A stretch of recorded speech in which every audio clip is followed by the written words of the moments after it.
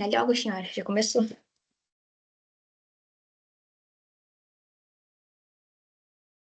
Ah,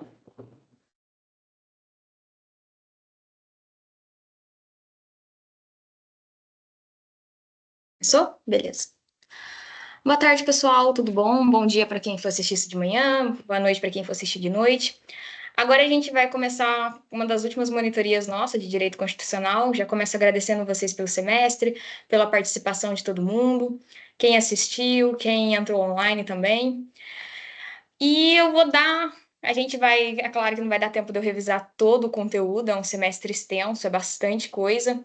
Apesar de Constitucional 1 parecer uma matéria rasa e pequena, tem bastante coisa para falar. Mas eu vou utilizar os slides que eu já vinha criando com vocês desde o começo do semestre. E a gente vai pontuar algumas coisas importantes que é bom dar uma relembrada, principalmente chegando à prova de Direito Constitucional.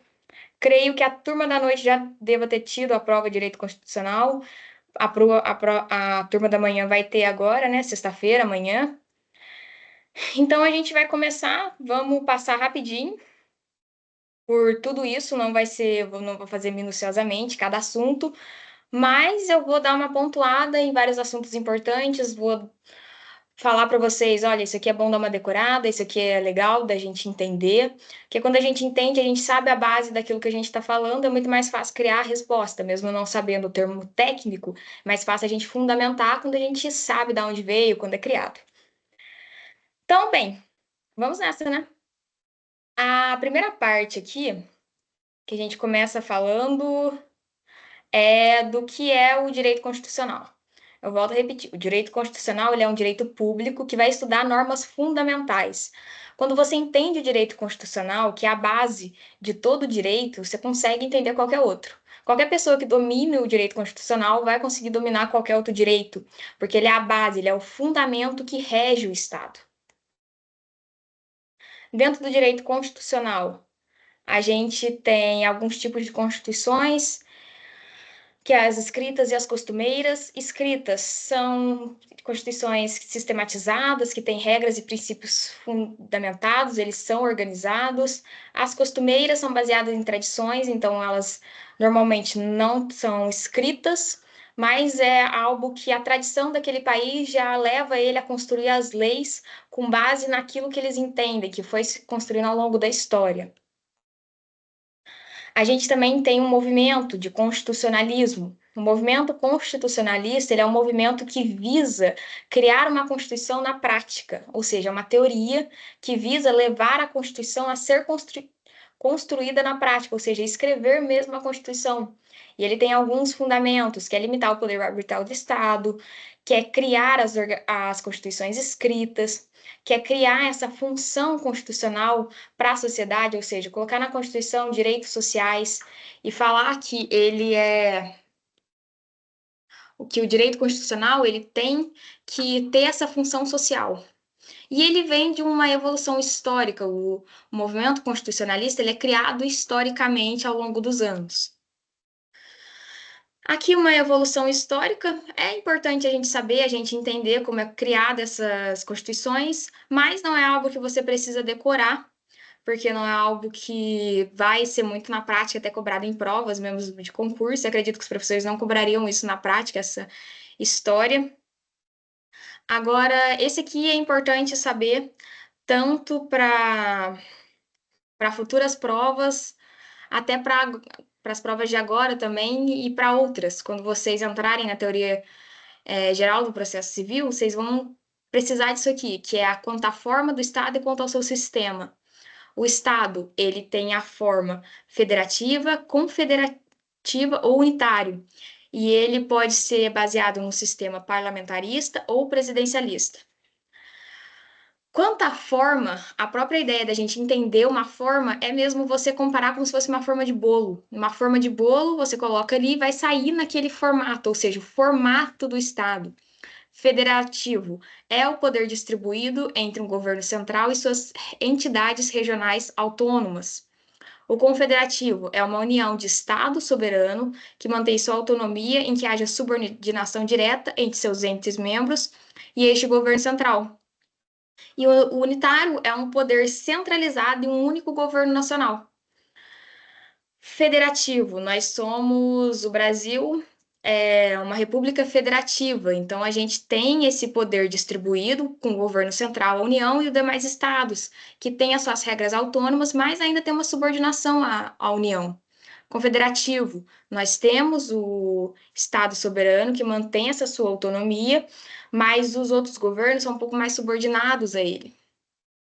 O sistema de governo é mesmo aquilo que vai ter essa sistematização do governo, essa sistematização do Estado. Quando a gente entende algo sistematizado, não parece que é uma linha que vai fazendo, que vai formando aquilo de uma forma lógica? Então, parlamentarista, a gente tem um ministro, e presidencialista, a gente tem um presidente. Parlamentarista, a gente pode usar como exemplo a Inglaterra, que eles têm o rei hoje, o rei George, né? Mas quem mesmo faz a gestão daquele governo é o parlamentar, que é o primeiro-ministro de lá. E aqui no Brasil a gente tem um presidente, que atualmente é o presidente Lula. Então são essas duas formas de governo. Quanto às formas do Estado, a gente tem quanto à forma de governo e quanto à forma do regime. O governo monárquico ou republicano. Republicano, eu vou começar pelo republicano de baixo para cima. Republicano, a gente tem o Brasil, que nós somos uma república, aquele governo formado pelo seu povo, ou seja, o povo tem, ele elege o povo, ele tem ali aquele discurso, aquela participação na política. Monárquico tem o monarca, que é passado de pai para filho, normalmente o poder é passado de pai para filho, e ele tem aquele cargo hereditário e tem só aquela pessoa, né? Algo que vai se trocando. Tem o monarca que cuida do governo. O republicano, a gente tem essa república, caracterizada por esse chefe de Estado, que sempre vai se mudando, que tem essa participação popular. Ao regime democrático ou aristocrático. Democrático é aquele que o poder verdadeiramente emana do povo. Ou seja, o povo vai lá, vai escolher, ele vai votar, ele vai participar ativamente de todo o regime político daquele país. Ele vai ser ouvido para que a voz do povo seja ali participativo naquele regime político. E o aristocrático é quanto mesmo a um poder que ele é concentrado na mão de uma elite só. Ou seja, não é um poder distribuído, o povo não participa da forma de regime, da forma de governo daquele Estado. Agora, a classificação das constituições. Como a gente tem pouco tempo, a classificação das constituições, a gente vai só olhando um pouquinho, é algo importante de se saber mais para frente, em alguns concursos, em outras provas, vai dar a se entender, mas a gente está fazendo mais uma revisão focada na prova que vocês já vão ter, agora as últimas provas do semestre. E esse ponto até é importante relembrar.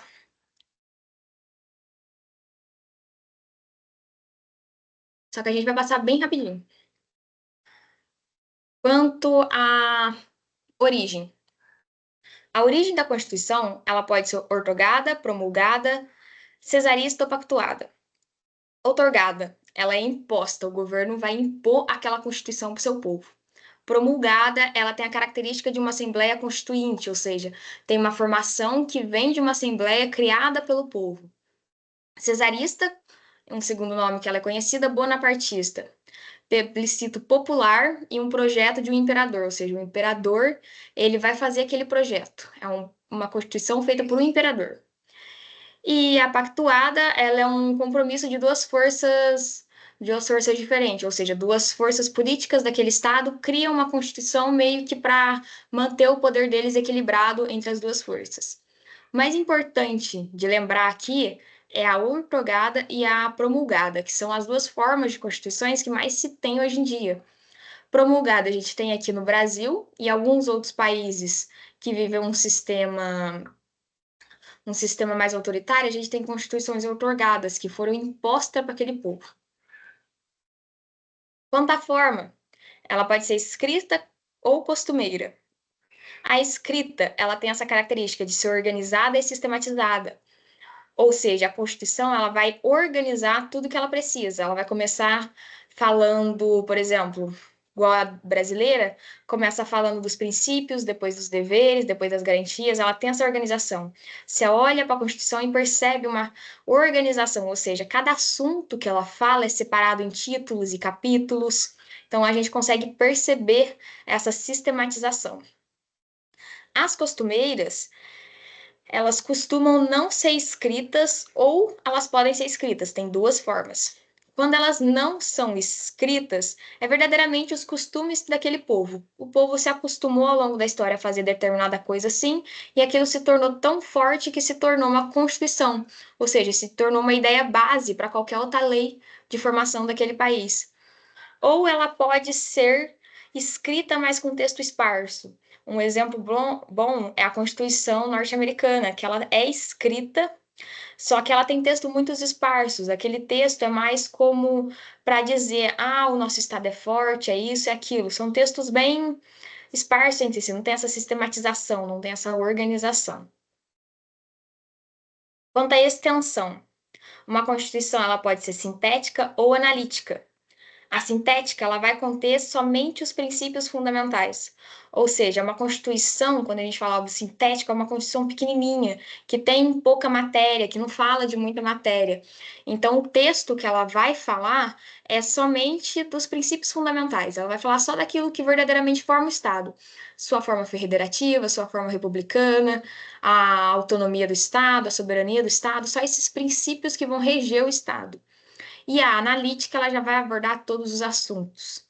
A Constituição brasileira, ela é analítica, ela é uma Constituição muito extensa, ela aborda diversos assuntos, desde as garantias do cidadão, desde matérias de processo civil, de matéria de penal, matéria de deveres, de princípios humanos, dos princípios do nosso Estado. Ela vai abordando esses diversos assuntos. Então, sintética, algo pequenininho, que vai falar só dos princípios do Estado, e analítica, ela vai abordar tudo e qualquer assunto.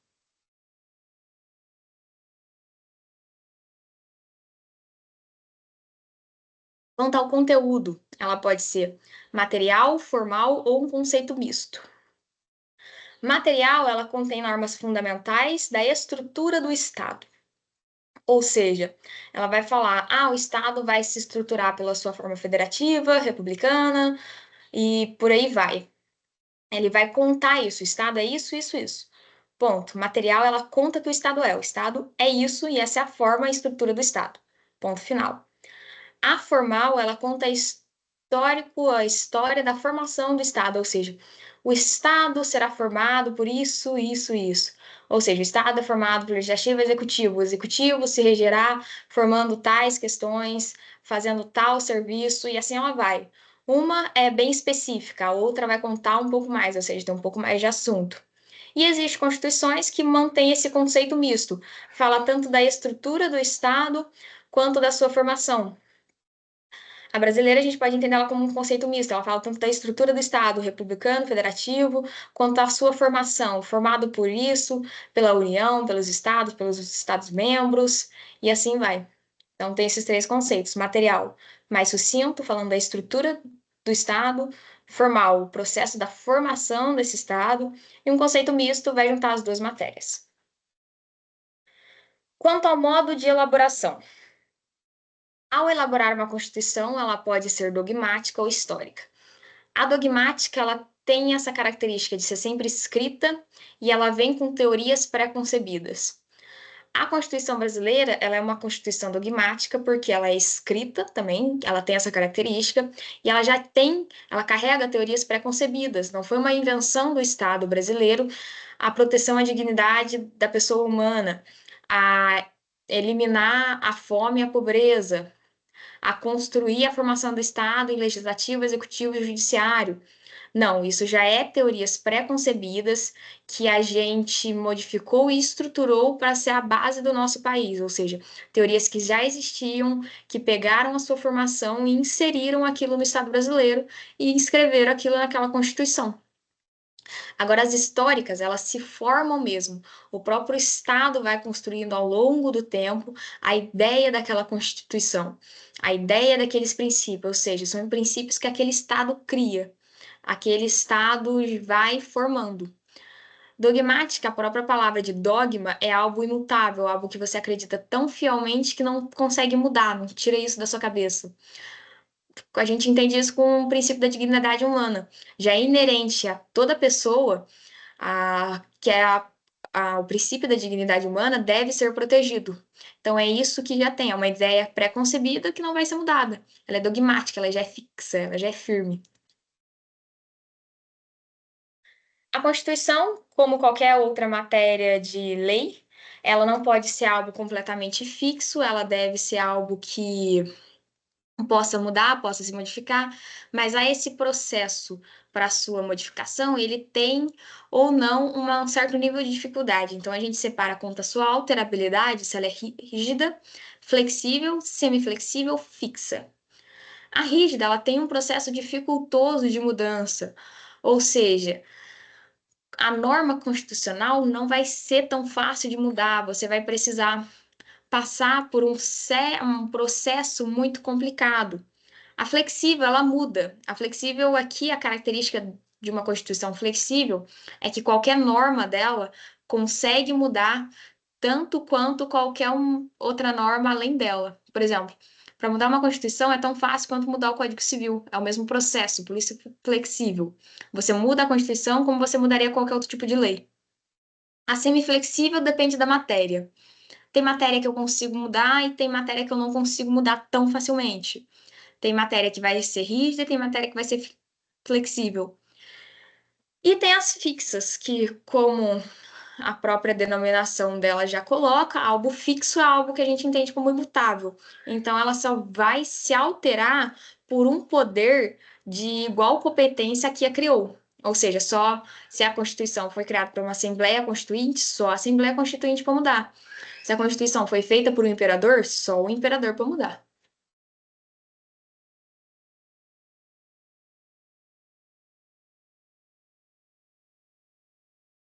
Quanto à sua dogmática, ela pode ser ortodoxa ou ela pode ser eclética.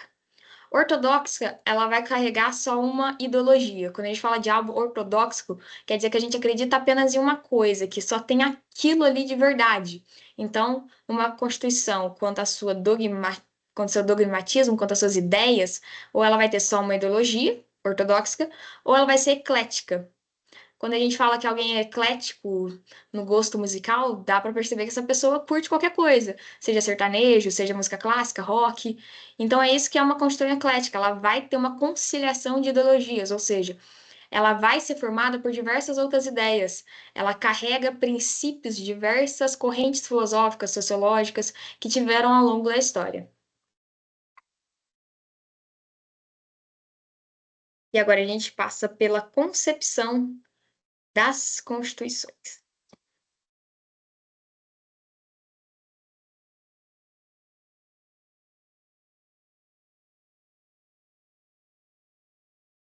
É bastante coisa.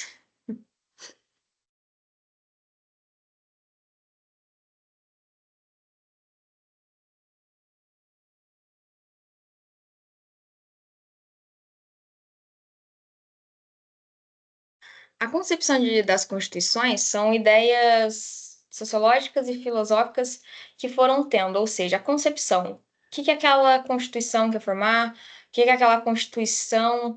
Qual que é o dever dela? Aqui a gente passa bem rapidinho falando de algumas pessoas. Isso aqui eu não, basicamente, vocês não precisam ter uma fixação em querer decorar. É algo mais para a gente entender mesmo. A concepção sociológica da Constituição, ela tem esse efeito social, ou seja, a Constituição tem que servir a sociedade e ela tem que ser a somatória dos fatores reais do poder dentro dessa sociedade. A política quer dizer que a Constituição ela tem que servir ao Estado como uma força política, ou seja, ela é uma lei constitucional, ela é uma lei que seria diferente das outras, ela tem essa força política para defender essa política do Estado. E quando eu falo política, eu quero dizer ali aquelas ideias de formação, aquelas ideias que o Estado vai carregar sobre a sua forma de governo, de estrutura de Estado e tudo mais. E a jurídica ocorre que a Constituição ela é uma lei, então ela se situa num plano jurídico. Ela tem essa ideia de ser algo que é fundamental, que é uma norma fundamental do Estado. Então, a concepção jurídica dela é que ela é completamente fundamental do Estado. Então, quando a gente fala da concepção das constituições, a gente tem essas três tipos de formas de pensar nela. Não necessariamente precisa decorar, mas é importante a gente entender que a Constituição ela serve três princípios: o social, o político e o jurídico. O social quer dizer que a Constituição, como uma forma de barrar o poder arbitral do Estado, ela tem que servir a sua sociedade. Então, é muito importante que ela integre nela leis que protejam o seu social. A política quer dizer que ela vai falar de toda a estrutura do seu governo, do seu estado. Então é importante que ela sirva a essa fundamentação de proteger esse estado. E a jurídica, ela é uma base para qualquer outra lei que se torna um pilar fundamental na sociedade. Ou seja, ela vai ali dizer como outras normas vão ser formadas, se outras normas podem conter determinada matéria, pode conter determinada coisa. Então, ela tem que servir nesses três planos: social, política e jurídica. E agora a gente passa para elementos das constituições.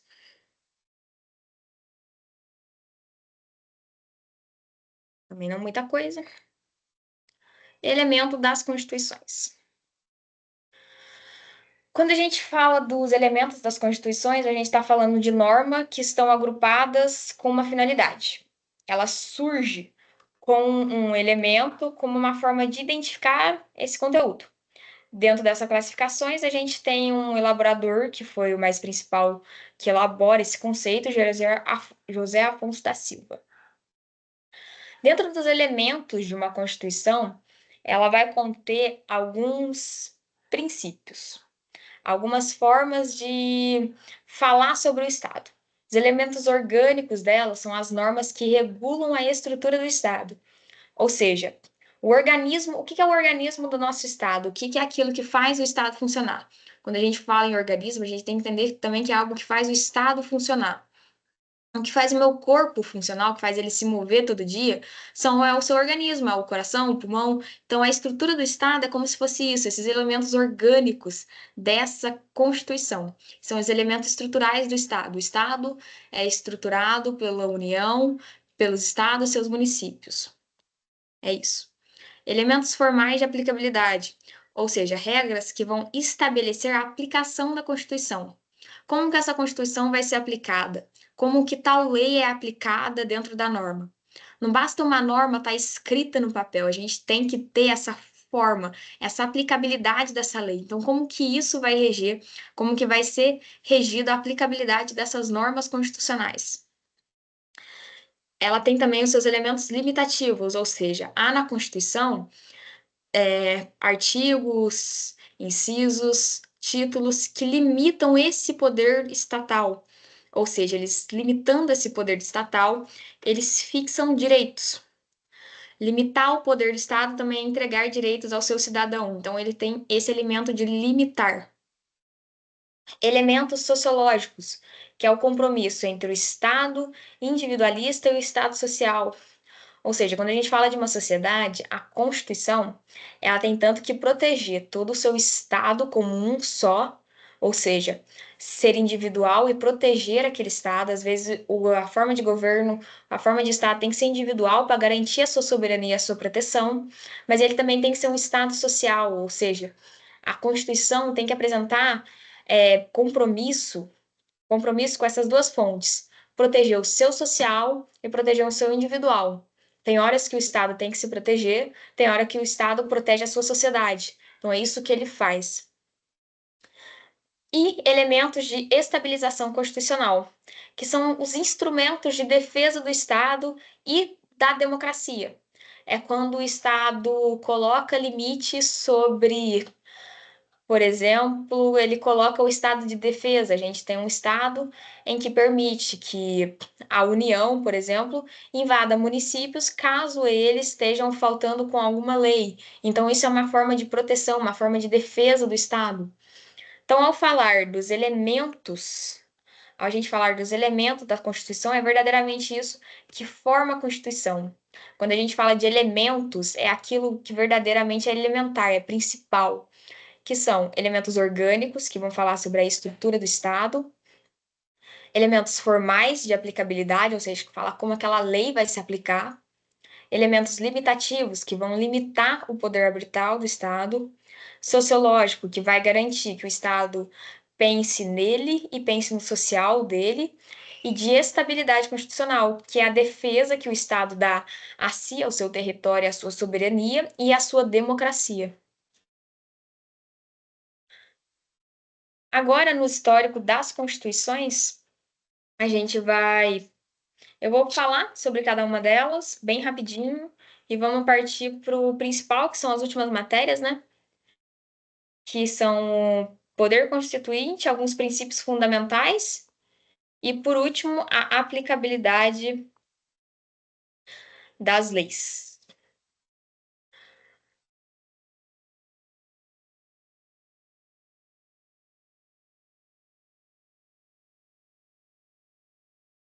Elemento das constituições. Elementos não. Histórico das constituições. No Brasil, a gente tem, desde a Constituição de 1824 até a Constituição de 1988, a gente tem 7 constituições. As constituições, elas, cada uma vai acompanhar o seu período histórico, então, se você não conseguir lembrar de cada detalhezinho dela, ainda dá para fundamentar ela lembrando do período histórico. A primeira Constituição vem de um período da monarquia. Então, como vem de um período da monarquia, como qualquer outra Constituição, principalmente na época de 800, ela foi ortogada no nosso Estado. Ela tem, a principal característica dela é ter essa quadripartição dos poderes, que além do legislativo, executivo e judiciário, nós tínhamos o poder moderador.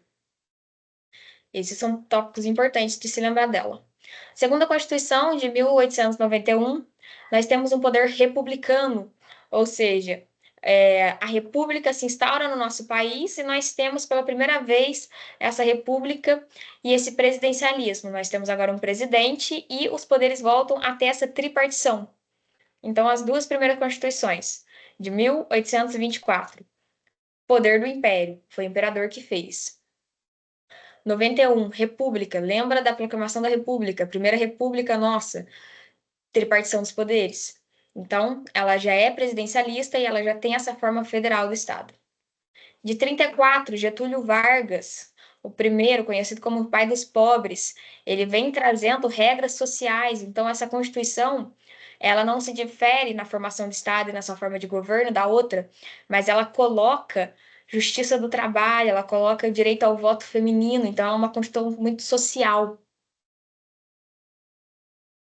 De 37, uma época conturbada também, como a gente conhece a história de Getúlio Vargas, ele vem como um bom presidente e logo ele fortalece o seu poder para um poder mais autoritário. Então, ele fortalece aqui o poder do executivo. A gente tem uma Constituição que, no final, por uma desculpa de estado de emergência, ela vai retirando os direitos sociais da sua população. Uma Constituição já ortogada. De 1946, promulgada após o final da Segunda Guerra Mundial. Então, o que que vem logo após a Segunda Guerra Mundial? A ebulição dos direitos humanos, vamos defender os direitos humanos. Depois da tragédia que se acontece de 1939 a 1945 com o Holocausto, tem ali essa explosão de querer defender os direitos humanos, a proclamação, a Declaração dos Direitos dos Homens, em 1945, a primeira carta assinada sobre o direito dos homens. Então, essa Constituição ela já vem novamente carregando isso, ela querendo essas eleições, querendo essa democracia, querendo esses direitos sociais. De 67, golpe militar de 1964 no Brasil, que é conhecido como os 20 anos de terror, ditadura militar, em 1º de abril de 1964, se instaura no Brasil. Então, essa Constituição, ela já elimina mais direitos, ela já tira ali o social, a sua função social quase já não existe mais. Ela é uma Constituição autoritária que tenta controlar o poder daquele Estado, que tenta controlar aquele povo.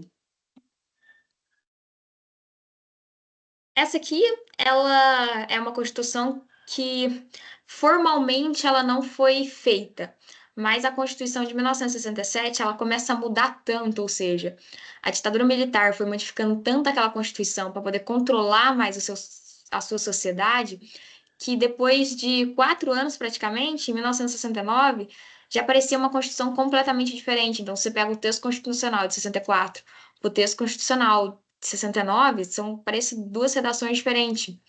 Então, há duas correntes filosóficas que falam que houve uma Constituição, sim, porque mudou completamente a redação, e uma não, porque ela não foi ali uma Constituição, mas sim uma Constituição só emendada. E a última e mais importante de todas, que sempre cobrada nas provas, porque essa Constituição é tão importante, como que ela é conhecida como Constituição Cidadã. Ela luta por essa redemocratização do Estado, então, ela traz ali elementos sociais muito fortes. O Brasil vem de uma ditadura antes nunca vista. Apesar da gente já ter tido poder autoritário, como a gente viu de 1964 até, até o final dessa ditadura, a gente não tinha visto antes nesse estado. Então, foram verdadeiramente conhecidos como 20 anos de terror ali, então vem a sua população, as lutas por uma sociedade mais justa, por direitos de verdade, por um direito social. Então, essa Constituição, ela é conhecida como uma Constituição cidadã, conhecida como um sanduíche de direitos sociais, porque começa se falando dos direitos sociais, termina se falando de direitos sociais. Então, começa com garantias, termina com garantia. Ela garante todo esse social para o seu povo. Isso aí é rapidinho.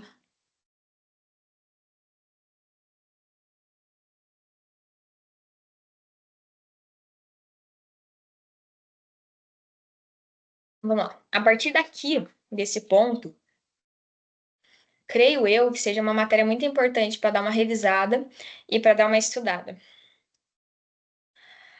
Por quê? Porque a partir daqui é uma matéria que já está mais perto da prova, e além disso, é uma matéria que dá para se criar ali uma pergunta-problema muito boa e muito específica.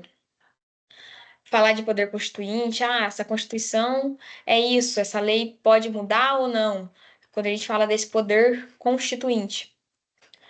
Então, a partir daqui é bom dar uma revisada um pouco mais aprofundada. A gente vai passar rapidinho para conseguir dar tempo de fazer tudo, mas esse ponto aqui, a partir daqui, eu acho muito importante. O poder constituinte. Quando a gente fala de um poder constituinte, ele vai ser uma autoridade soberana, ou seja, ele vai ser responsável por criar ou reformar uma Constituição. Uma Constituição, para ser formada, ela tem que ter essa autoridade, ou seja, tem que ter um poder que forme ela. E é isso que a gente chama de poder constituinte. Essa autoridade que vai formar a Constituição ou reformar ela. Como eu já havia dito antes, qualquer lei ela tem que acompanhar o seu social. Mesmo uma Constituição, que é uma lei base para o nosso país, não pode ser imutável, porque se o intuito dela é proteger o social, se ela tem uma função para a sua sociedade, não faz sentido ela simplesmente se estagnar numa época do ano que ela foi criada e nunca mais mudar. Um bom exemplo é que quando a Constituição foi criada, já nem se entendia muito como seria, o que que era internet, o que que era celular, o que que era essa tecnologia. Hoje, depois de quase 30 anos praticamente, em 2022, foi criada uma emenda constitucional que colocou ali o direito a acesso à internet para todos. Ou seja, se tornou tão importante esse acesso à tecnologia, é tão inerente à nossa geração, à nossa época, ter esse acesso à tecnologia, que se tornou um direito fundamental. Então, tá ali, criou-se mais um inciso no artigo 5º de um direito fundamental da pessoa, que é ter esse acesso à internet, a essa informação, porque isso já é muito inerente. Em 88, nunca se imaginava isso, que a tecnologia ia alcançar esse patamar que hoje ela tem. Então, por isso, uma Constituição ela tem que ter essa reforma. Começando pelo poder constituinte originário. O poder constituinte originário é aquele que cria a Constituição. Então, como o próprio nome dele já diz, algo que é originário, que origina algo. Então, originou-se a Constituição dali, daquele poder constituinte originário. Um conceito dele é instaurar uma nova ordem jurídica mesmo, a Constituição ela é uma nova ordem jurídica que vai reger o Estado de determinada forma. A finalidade é a criação de um novo Estado. Se é um poder originário, então ela está originando uma nova forma estatal. As suas formas de expressão pode ser ortogada ou de uma Assembleia Constituinte, que aqui seria promulgada, se a gente falar na classificação das constituições. Outorgada é a declaração unilateral da vontade, ou seja, um governo autoritário vai colocar aquela Constituição goela abaixo da sua população, ela está sendo outorgada para aquele povo. Ou em uma Assembleia Constituinte, a formação daquela Constituição precisou passar por uma Assembleia Constituinte que foi formada por cidadãos do seu povo, foi pedido àquela Assembleia. Algumas características dela, que ela é um pouco mais extensa quando a gente fala de um poder originário. Só um minutinho que a minha câmera deu uma falhada aqui, pessoal.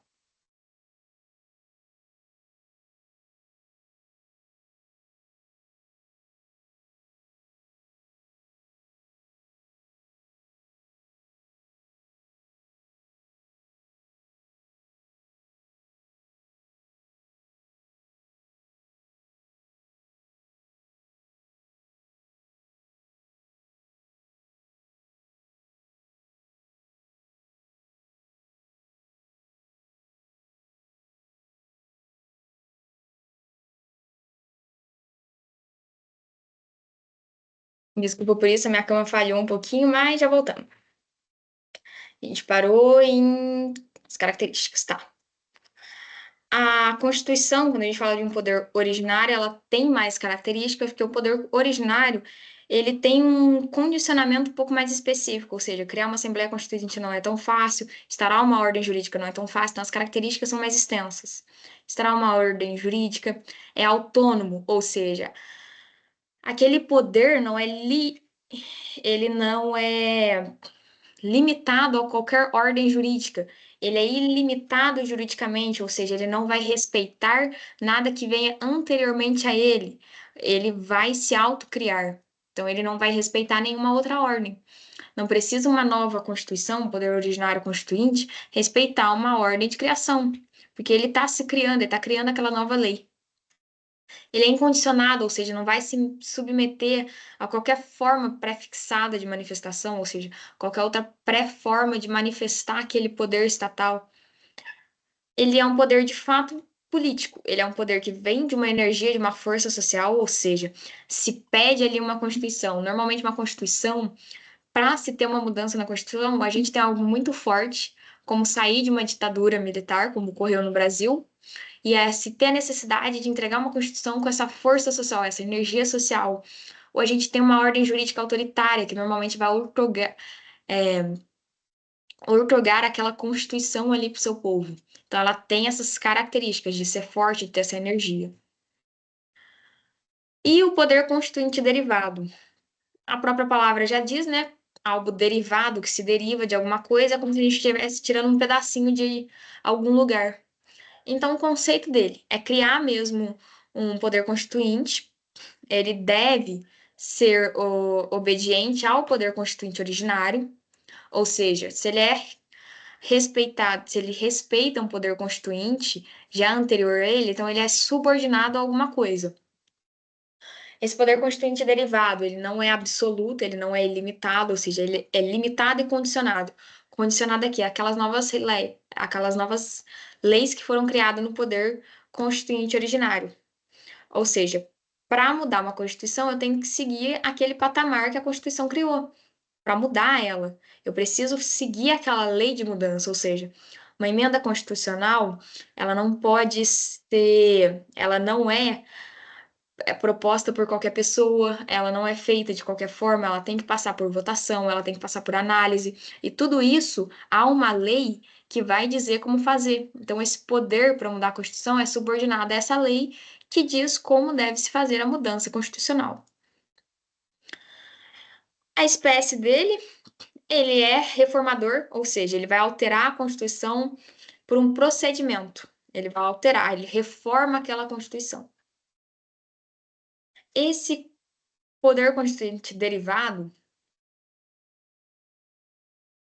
uma coisa muito interessante que ele tem é que decorre dele, quando eu falo aqui, ó, poder constituinte, derivado, decorre dele, esse decorrente dele, é que estados e municípios, os estados têm Constituição própria.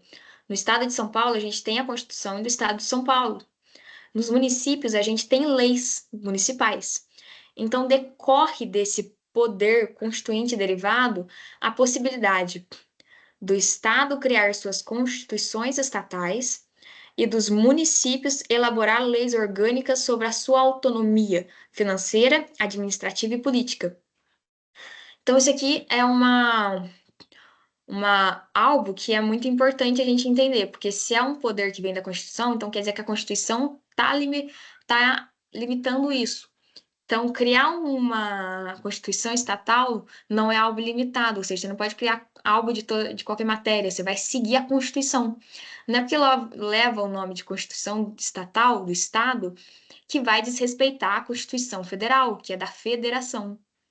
E as leis municipais, apesar de ter essa característica de exercer a autonomia do município, ela ainda tem que respeitar vários princípios. Não cabe aqui um município criar algo de lei penal, a Constituição proíbe isso. Lei penal é apenas da federação, só a federação que cria. Então, aqui decorre esses dois tipos de possibilidade de se criar leis. E agora, algo também importante, principalmente considerando a Constituição que a gente tem, que fala de diversos princípios fundamentais, a gente falar propriamente dito desses princípios. A gente tem 20 minutinhos, eu acho. Quer dizer, vamos correr aqui para dar tempo nesses 20 minutos.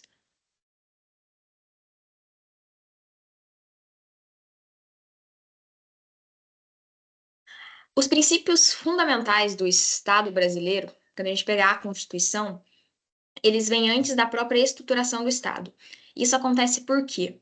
Para mostrar que é mais importante a gente garantir e defender esses princípios fundamentais do que propriamente dito a gente falar de uma organização do Estado. Não existe um Estado sem seu povo, então primeiro a gente protege o povo.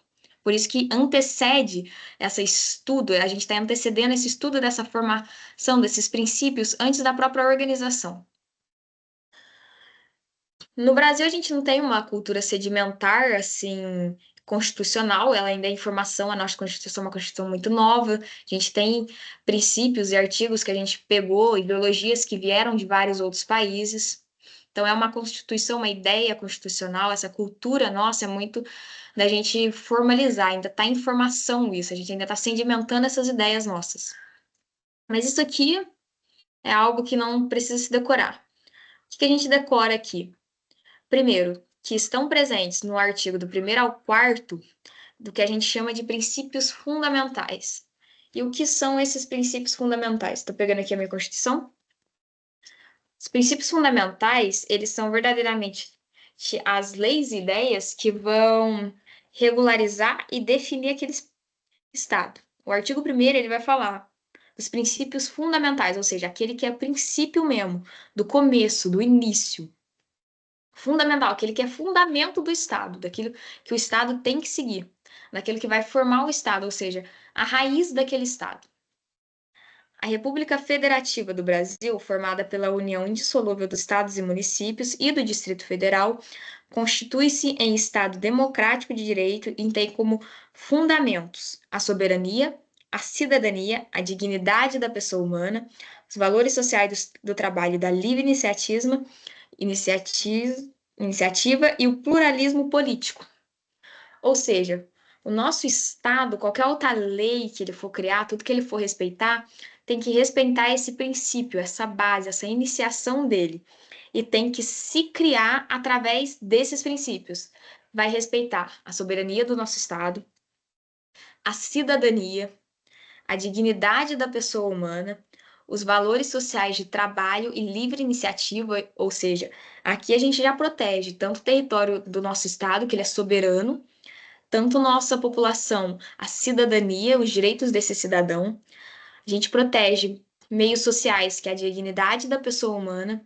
A gente protege valores de ordem econômica, que é os valores sociais, ou seja, a sociedade tem que preservar aquilo que ela entende pelo valor social dela. a nossa cultura, o nosso valor social cultural deve ser preservado. E a livre iniciativa. A livre iniciativa é a criação de empresa, criação de ideias, criação de sociedades. Então, tem aqui essa produção econômica também. E a nossa política, que é o pluralismo político. Não pode existir só uma corrente política no Brasil. A gente é um Estado democrático, a gente tem direito a debater a política. Então, aqui se cria e se dá essa liberdade de se criar essas várias coisas. Então, importante lembrar, do primeiro ao quarto, os princípios fundamentais. Aquilo que o Estado vai seguir sempre é aquilo que vai formar o Estado. Formação do Estado, no artigo 2º, a gente também tem que o Estado vai ser formado pela união indissolúvel que a gente vai ser formado pelos poderes executivo, legislativo e judiciário. O artigo 2º fala isso, então é uma estrutura fundamental do nosso Estado, um princípio fundamental, uma estrutura, um princípio, um início fundamental, a raiz do nosso Estado. Então é isso que é interessante, é importante decorar. Do primeiro ao quarto, os princípios fundamentais da Constituição da República Federativa do Brasil.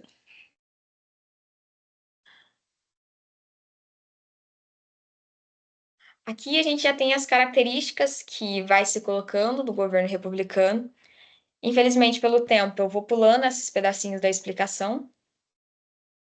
Mas aqui tem as 3 teorias principais que falam sobre essa característica de um governo republicano. Vale a pena ler, vale a pena dar uma olhada. Princípio federativo do Estado também a gente vai falando. O que é um Estado federativo, qual é a importância de a gente ter essa ideia do princípio fundamental, de uma lei de princípio fundamental, falar de um Estado federativo. O artigo 3º, que eu não li com vocês, mas ele vai falando o objetivo da Constituição, ou seja, nossa Constituição, o princípio fundamental dela, não é só falar como o Estado vai ser formado, não é só falar como a raiz do Estado é ali, na sua essência, mas também fala sobre o que o Estado deve atingir. A nossa Constituição, ela tem isso, o princípio fundamental dela é buscar alguma coisa, é buscar algo. A nossa sociedade está em eterno crescimento e a nossa Constituição, ela deixa claro isso. E o artigo 3º constitui isso. Aqui a gente fala, no artigo 3º fala a redação dele. Constitui objetivos fundamentais da República Federativa do Brasil. Construir uma sociedade livre, justa e solidária, ou seja, construir. A gente não está falando só da raiz, mas de algo que a gente vai construir ao longo da história. Garantir o desenvolvimento nacional, erradicar a pobreza e a marginalização e reduzir as desigualdades sociais. Ou seja, tudo isso a gente vai acompanhar, a gente vai crescer junto com esse Estado buscando isso. Um princípio fundamental nosso é buscar essa melhora na nossa sociedade.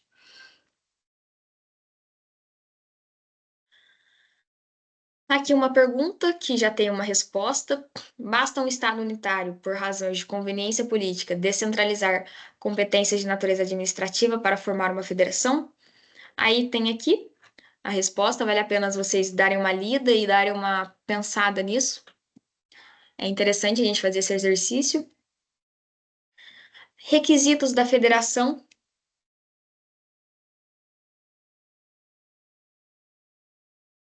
Para se constituir uma federação, qual requisitos deve seguir, o que ele deve fazer, o que ele deve falar?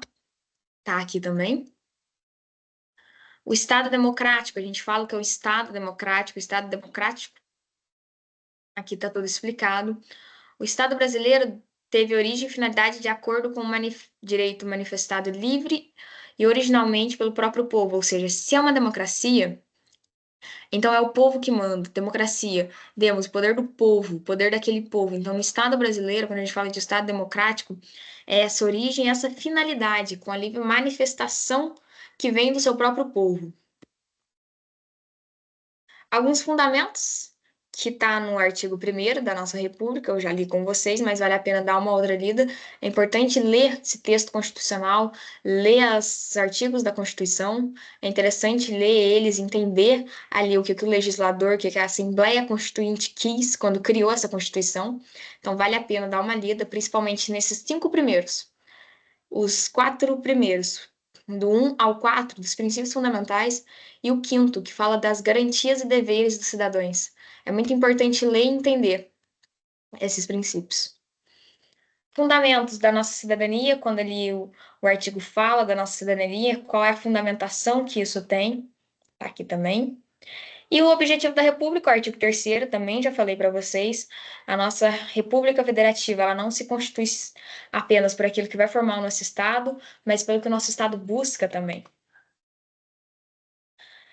Esse pedaço aqui, a gente pula o poder do judiciário, é algo importante, vale a pena ler. É um poder de controle do Estado, mas não é algo aqui que a gente vai focar para uma prova. A gente precisa saber aqui do poder constituinte desse judiciário é que está dentro da Constituição, vai a formação do judiciário, porque o judiciário, apesar do executivo ser a administração do Estado, o judiciário é verdadeiramente a forma do Estado, como o Estado faz o seu poder. O que é mais poderoso do que um Estado decidir entre duas pessoas, dois particulares, a sua decisão? O juiz representa o Estado. Então, a gente tem muito aqui para garantir princípios do processo, princípios do judiciário, como a imparcialidade do juiz, ou seja, o juiz não favorecer um lado, ser mesmo direito, uma balança equilibrada, respeitando os dois lados e igualdade entre os dois lados, tem essa formação desde a Constituição. Então, aqui tem o poder do judiciário. Principal função, julgar. A função atípica dele pode ser legislar ou administrar. E aqui um ponto importante. Não está aqui nos meus slides, não faz parte da explicação, que não foi uma matéria passada também, mas é interessante vocês pesquisarem sobre essa balança que a gente fala que é pesos e contrapesos entre os três poderes. Como os três poderes, para um não inserir-se dentro do outro, ou seja, para um não desrespeitar o limite do outro, como eles se controlam. Que é o judiciário, ele tem essa função de julgar, mas ele carrega em si funções atípicas de legislar e de administrar. Por que ele faz isso? Porque o legislativo, ele também vai carregar o, uma possibilidade de julgar e de administrar. E o executivo vai legislar às vezes e julgar às vezes. Então, eles fazem isso para um não se inserir exatamente no outro, mas para um também conseguir limitar o poder do outro. Porque imagina três poderes absolutos. Quem controla eles? O que está acima deles? Nada. Mas eles mesmos se controlam, ou seja, balança de freios e contrapesos. É interessante vocês pesquisarem e entenderem isso. Que mais para frente vai ser importante, principalmente em matérias futuras de direito administrativo e um Constitucional 2. O autogoverno da magistratura, a magistratura ela não é subordinada como um dos três princípios, dos três poderes da nossa federação e não é subordinada a nenhuma outra, ela tem uma autonomia financeira, autonomia nas suas atividades e na sua administração. Então, ela tem autonomia, ela é autônoma. Essa é uma das principais características delas. Isso aqui são garantias que que um juiz vai ter durante o seu cargo para garantir que nada possa colocar, entre aspas, medo nele. Ah, se eu julgar aquela pessoa, se der uma sentença ruim, eu vou ser demitido. Não, o juiz não tem isso. Por isso que ele tem essas garantias. Para manter sempre a imparcialidade dele. E aqui eu vou passar para um outro slide que eu usei para a revisão da prova integrada. Então, eu não criei um slide específico, mas que é um último tópico.